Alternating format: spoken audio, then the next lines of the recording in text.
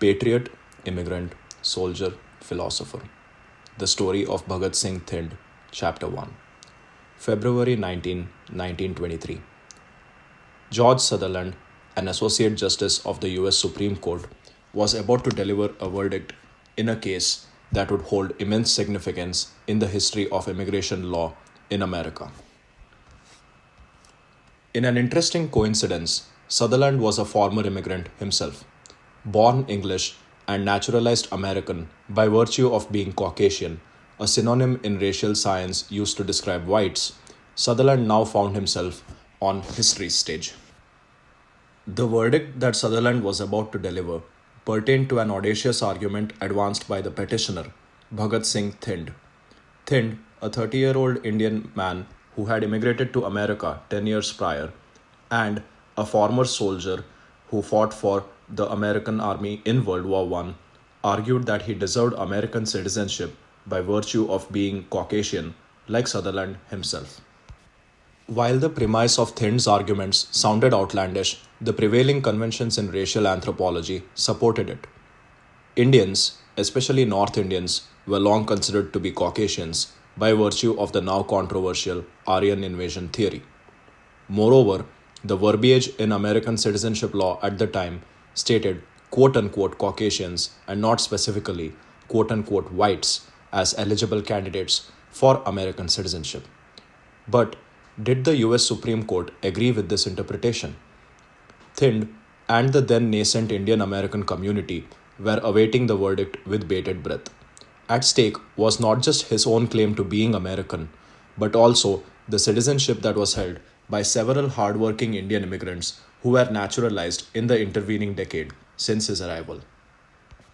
Alas, their hopes were about to be dashed. The Supreme Court unanimously ruled against him. In a stunning display of hypocrisy, the justices wrote that while Thind could claim to be quote-unquote Caucasian, he did not meet the quote-unquote common man's definition of quote-unquote white, and by extension, so didn't Indians in general either. Between 1923 and 1926, close to 50 Indian Americans would be stripped of their American citizenship. While the case became a legal precedent that denied Indians a path to American citizenship until the 1960s, Thind's story didn't end there. To a law student, Thind is a mere footnote in legal history. But to the average Indian, the story of Thind's life makes for interesting reading.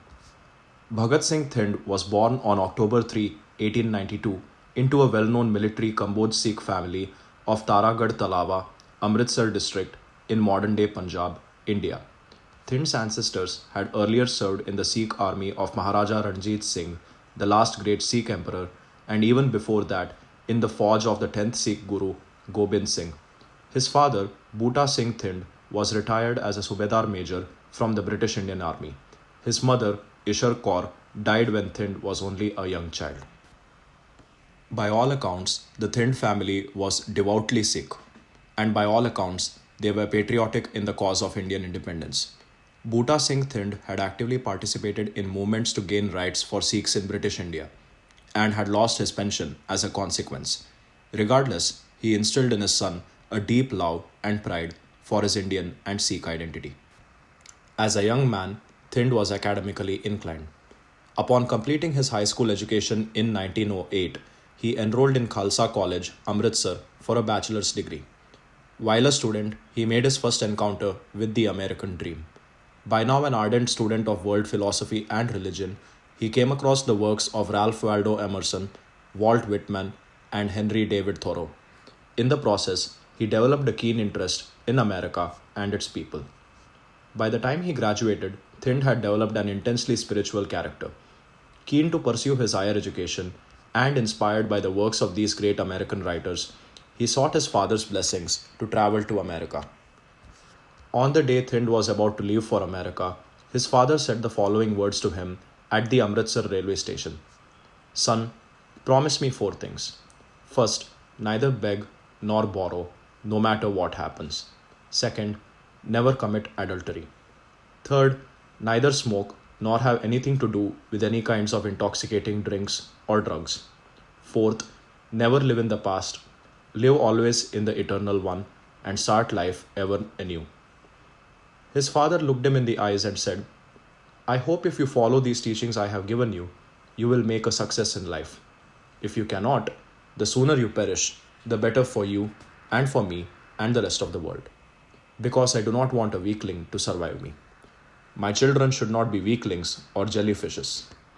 Thind, by now a young man of 19 years and 5 months, looked back at his father and said, Father, your heroic blood runs in my veins. I will be faithful and true, and I cannot fail. The elder Thind then gave his son 2,000 rupees. He said, Son, this is all I can give you now. I have given you an education and an example.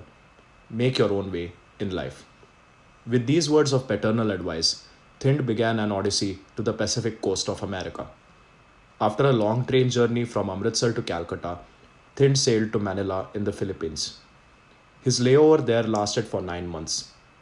The next leg of his journey saw him sail to Seattle, Washington. In a quirk of fate, Thind disembarked on July 4, 1913, American Independence Day. And thus, Thind's American dream was about to begin. This concludes part 1 and will be continued in part 2.